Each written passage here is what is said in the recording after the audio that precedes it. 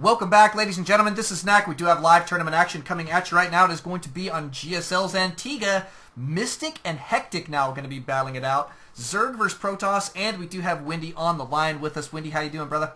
I'm feeling great, but I'm so happy to know that Terran is now also called Protoss. Oh, did I say Protoss? Yes, you did. Yeah, dude, I make so many mistakes when I'm casting. It's terrible. This is why it's people. Okay. This is why people love me, is because they have something to laugh at. And you have some humility. You have some humility, is what you have. You're not afraid to admit that you're wrong, and that's a beautiful thing about people. Well, I mean, that's a good point. But okay, so it's nice when people can laugh with me at myself. It definitely does help your ego. It doesn't do as much damage as you think. Yeah, instead of laughing at me from afar. No. So let's talk a little bit about the matchup. What do you think? What is this map usually geared towards for the Terran player, and what is usually geared towards for the Zerg player? I think in just the cross position aspect of it, I think we're going to be relatively balanced here. It's one of the reasons I consistently keep this map in there. But Mystic, I'm very, very familiar with. Hectic, a little bit less so. Of course, we have seen some nice things from him this evening. And, I mean, moving forward here, I would expect to see some relative early aggression from Mystic. He tends to be a little bit more of a wild card player. And he knows how to time some pretty nasty attacks, man, and transition out of them very, very well. He never overcommits. He's a very safe player, but at the same time knows how to keep that aggression going. But Hectic, I mean, you know just about as much of him as I do, quite frankly. You've seen him play just as much as I have. So, I mean, what's your take on Hectic? Where do you think he's going to go? I mean, we've seen him only play versus Terran. What do you think he's going to be opening here versus Zerg? Oh, given that he's throwing the gas after barracks, very obviously going to be a reactor Hellion. He's asking for a pause, though. Not really sure what the problem is, but definitely going to be a reactor Hellion. And, yeah, I might want to answer that. But Reactor Hellion is still a viable choice on this map. It's not so useful as I would say it'd be against on Shadow Temple, where that going back to the ramp like I was talking about in Cloud Kingdom earlier in the last game or the game before that, is that natural ramp leading into your main is recessed more into your natural than it would be on Shadow Temple. So those Hellions have to make a little bit further in to get in and really start causing damage to the main, which is essentially what you want to do with Hellions. You want to get into his main where he's not going to have the defense. Exactly, and this one is, like you say, this map is so easy to defend in that regard, and all he has to do really is grab a couple roaches, and that's that. Yeah. And a bunker has gone down. Fast. A bunker has gone down inside the natural, and this is all because Mystic has decided to leave his overlord over here rather than on top of his hatchery, and that to me is a huge blunder. I always, as a Zerg player, leave my overlord over my hatch against Terran, because if he's going to bunker rush me, it's going to be really difficult to deal with if he gets those bunkers down, and he will absolutely get this bunker down. And here comes your Marine too. I mean, he's halfway across the map already. Yeah, this bunker's already complete. He is going to scout it here right away. Now the question is he going to be able to keep that Marine out of his bunker? He's going to have to pull a couple of units here to make this happen. Yeah, he should have thrown in a spine crawl right away, right just outside the range of that bunker, and then move it over and use drones to soak up damage and then take out the bunker with that spine crawler. Looks like he's going to just try and prevent the units from getting into the bunker. This is alternatively a good decision. He just has to be really careful about his drone micro. Not bad there, though. Really starting to zone out the SCVs and the Marine. However, the Marine might get over there. Oh, he does. That's huge. It is huge. That is absolutely brutal.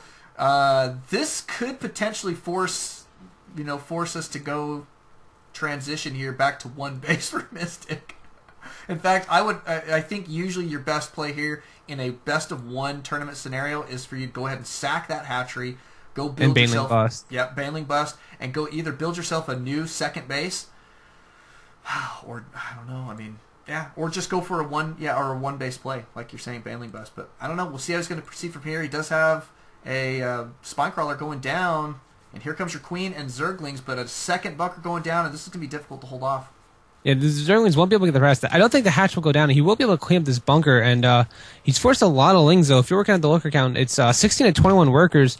And what has Hectic done in response? He's thrown out a tech lab, thrown down to the command center, and this is what the Terran player can do. If he were to kill that hatch, he would probably have a good idea that he's going to kill that hatch. He has no feasible idea that he's going to lose his bunker rush.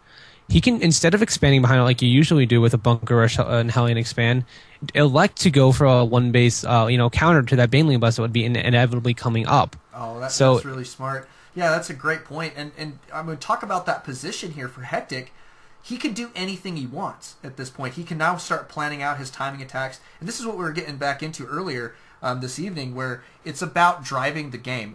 Who is in control of the game? And right now, Hectic is absolutely in control of this game. Here comes his Hellions. They're okay. I mean, I would say maintaining map control is even more important than trying to pick up these kills here, and that's about all he's going to do is pick up a couple kills. The spine crawler placement in the front would have been better had he put his lings there initially and not allowing the Hellions to run by at all. Yeah, that's true.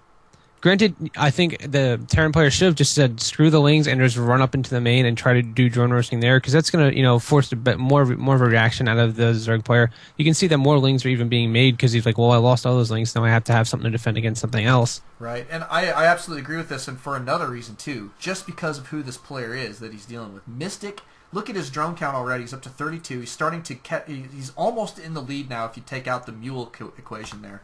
I mean, he's really coming back in a very big way economically, and that's one of the troubles with playing against a Zerg player who knows how to defend pretty stinking well, and that's what we got here. Here he goes again with 4 Hellions cruising in. Looks like he's trying to clean these lings up, but already 1 Hellion, now 2 going down. This is the same blunder 2 times in a row.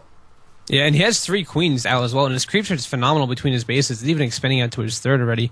1 Hellion is not going to be that much of a problem. I think even a drone will be able to pick it off. Yeah, see, I have to compliment Mystic. That is a great comeback. I know it's very demoralizing to be bunker rushed successfully and then have Hellions get into your natural and do significant damage to either your Zerglings or your drones. It's very, very demoralizing. Yeah, I agree. And he's one of those guys he's able to roll with the punches very well. We've seen it time and time again. That, I mean, he can take substantial losses, and if his opponent leaves him alone long enough, he's right back in the game.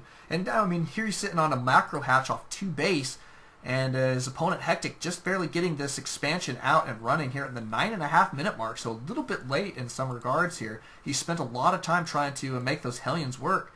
And quite frankly, I think is falling a little bit behind here at this point. 34 SCVs to 43 drones. Obviously, the Mule's going to be making up a good bit of that difference there, but I'd say that Mystic is in the lead right now. Oh, yeah, absolutely. And I think it has a lot of fact to do with the Terran player didn't do any significant damage with that Hellions. Yeah. He needed a good follow-up to the bunker rush. You've done significant mental and moral damage to the Zerg player with that that bunker, that successful bunker rush. You calls to make a lot of lings in the early game, something he doesn't want to do. He wants to be making drones. He doesn't want to do lings until you start to do that 15 Marine 3 tank push that most Terrans do around the 10 minute mark, which doesn't look it's becoming. He's elected to go for Marauders instead, which is kind of an interesting choice. Tech Lab just now going onto the factory, and Siege Tank and Siege Research just going down immediately. And Zerg is taking a 3rd. I thought this would be a 2-base Mulist play, but it looks like he's going to stay on Ling Bangling with a macro hatch. Oh no, Spire has gone down. Wow, he's very, very greedy. Yeah, well, and I think at this point that he's trying to turn his lead. He knows he's got a lead in one way or another, and he's trying to turn that lead into a tech lead here, is my guess. And I've seen this play for Mystic over and over again, that he plays it kind of middle of the row, keeps the economy strong, and keeps his tech moving along as quickly as possible. He's always one of those guys gearing up for late game. And, I mean, here comes some, Ling run-by type deal. He's just checking for a 3rd here. And I think that he knows at this point what kind of position he can expect to be in here in just a little while. Yeah, and he got a good setting of what that unit composition was like. You saw Marauders in there, so he knows that gas is going to be a little bit less devoted to the siege things, and that's kind of what you want to observe as a Zerg player is like, where's Terran putting that gas? Marauders, okay. Marauder costs 25 gas. I see 3 Marauders. That's 75 gas. That means siege tank research was delayed by at least 75 gas, as well as siege tanks were delayed by 75 gas. That 10-minute timing push is already passed, so you can expect maybe a 13 or 15-minute timing push, but even then, that's going to be delayed because siege tanks are just not going to be out in high numbers. So you can expand freely from that. You don't really have to worry about it. Absolutely. And another thing that he's looking for, too, is the number of Marines, and he liked what he saw there, and he went straight into that Mutalisk production. Notice he's been grabbing Flyer Attack level 1. He got 10 mutas out on the field right after he scouted that. Boom, 10 mutas in production. So, I mean, I think he really liked what he saw there, but we do have a push from Hectic that he's going to have to endure, and in the meantime, he's sending out his mutas out across the field. Does scout the push here, is backing out immediately with his lings. I don't know, this will be an interesting push to deal with, but a lot of banelings in production here right away. And he has amazing creeps. His creeps are nearly halfway across the map already. Terran needs to be very, very careful. He doesn't know if Zerg has, Lings or Banelings hitting in another area. Yep. And look at this. One Siege Tank is going to go down already. Siege mode is done, but it's not doing anything. Decent Marine splits coming out, though. But without Siege Tanks, this push has just kind of lost all its beef. Yeah, and those mutas have been super cost-effective. They cleared out the mineral line up at the main. They're killing off the reinforcing Marines. Now, that is crucial. And he's able to engage those. And these Marines, this push here from Hectic is just getting obliterated piece by piece. He's just not able to get the damage done that he needs to. Maybe right now, but notice the burrow going down, and here comes the so scan. Smart. I noticed he had research, and I wasn't sure why he was researching, and now I see why. It's like, okay, if he tries to kill my third, if he tries to go into my third, okay, he may not be able to kill it, but he'll definitely go for drones. Burrow would be a great solution. At the very least, I'll waste a scan. Yeah. Yeah. Oh, and it's wonderful, wonderful play so far from Mystic. Mystic is ahead in the supply count. His mutas have been extremely cost-effective, I think, at this point. Hectic is kind of stuck at this position. How do you expand from this unless you're going to just set up tanks and Marines all over your bases and just wait it out? And if you do that, well, you can expect to see Broodlords here in a couple minutes, right? What he should really do is get a Thor out. Sack a siege tank production for sack 2 siege tanks. Get a Thor out. That'll protect your main from Mutalisks. You really don't have to worry about them. And at least in this number, he only has 12 out. That won't be able to magic box Thor very well, especially with Marine support. And then he can expand. You have to at this point. You really have to use Thors to expand because they're a great counter in Mutalisk in this small numbers. Right, and I mean this harass just continues from Mystic. Like you said, not very many mutas. And the cost-effectiveness of this so far has just been absolutely paramount. Yeah, he picked off a reactor. That's huge. That's 50 gas, 50 seconds worth of build time. So the Marine production is already dissipated by a little bit, and especially the build time is going to take for that. Engineering goes down. Yeah. Yeah, there is another one. So he would at most delay the upgrades. He'd still be able to build missile turrets. But I want to talk about a little bit about picking off reactors. Never mind, there is a push in the middle of the map. A lot of Marines. He needs to get those mutas out of there. They will be absolutely destroyed by that Marine count. But the creep spread, man, it is so good, and that is why Mystic is able to come back in this game. Terran just cannot push up. There's too much creep. Zerg has too much vision. He's going to know exactly where his opponent is. Yeah, and he sees all of these Banelings and starts to back out to the center of the map, and he is barely going to be able to escape this. Barely. But those Banelings, this is obliteration time. He cannot lose this army here. Yeah. Oh, his Marines are split up between the gap in the middle, which is pretty good. Decent splits coming up. However, there's a lot of Mutalisks there to soak up some damage as well. Deal it.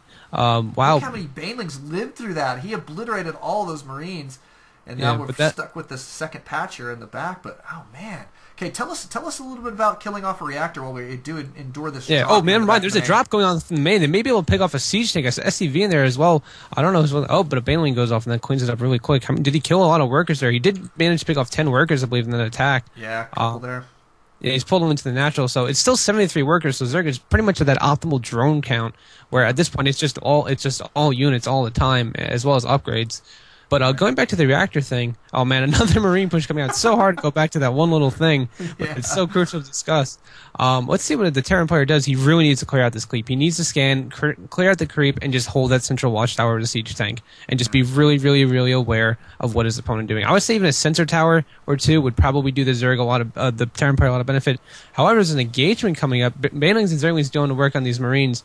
And this is just not good for the Terran. He keeps on attacking with these small little packs of Marines that, yeah, they're great with doing the Mutalisk force out there, but not so much against the Banelings and Zerglings that are, the real damage dealers against the Marines. Yeah, agreed.